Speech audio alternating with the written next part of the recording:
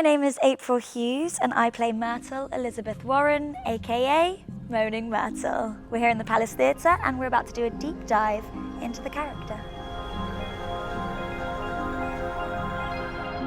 What I love about Myrtle is she feels everything truly, madly, deeply. I would describe her as whimsical, joyful, a bit flirty and very cheeky and naughty. It's an interesting one because when I first got the call back that I was going back for Myrtle, I had a panic and I wondered if I'd be able to play it, but I went into the audition and something just came out of me, this freedom and this liberation of playing this part that's supernatural and so fun. So I think the way I prepare is just to kind of let loose. I think what makes Moaning Myrtle so much fun to play is being able to flip between those high emotions, keeping the boys on their toes.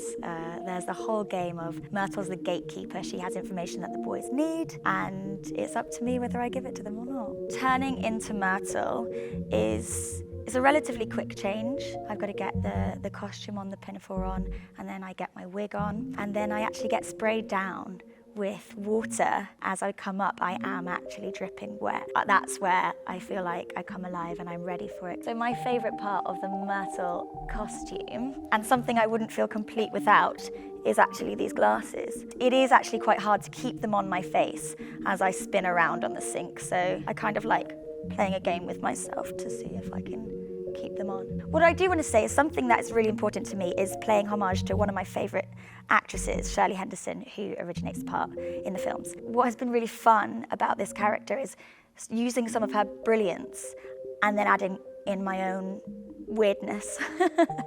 Playing with the voice, reaching those high tones and then bringing it back down, having that kind of short RP clipped 20s. The costume just makes everything. And being wet the whole time is really fun because I get to spray the boys with my wet hair. What I love about the audience reaction, before even Myrtle kind of gets onto the stage, is that the excitement and the joy that is shared throughout this auditorium of we all know who's coming. That's what I love, and I love sharing that with the audience. Even though I'm doing the part, I am sharing that, like, you're right, it is her, it's Moaning Myrtle, she's here. My favourite illusion in the play is one of the smaller ones. It's when Harry magically clears his desk of papers. The reason I love that so much is really bringing the world to life. We have these big illusions and they're extremely magical and extremely impressive. But these small illusions that, wizards would just clean their house with their wands. Something that Myrtle has really taught me is to never underestimate myself.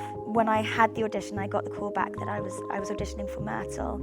I did panic and I wondered if I'd be able to do that. I saw Annabelle Baldwin play her and I thought she was one of the most brilliant actors I've seen on stage. The liberation that she's taught me, the freedom that she's taught me, and has been something I will always appreciate. Thank you so much for joining me. I'm April Hughes and this was the deep dive into Moaning Myrtle.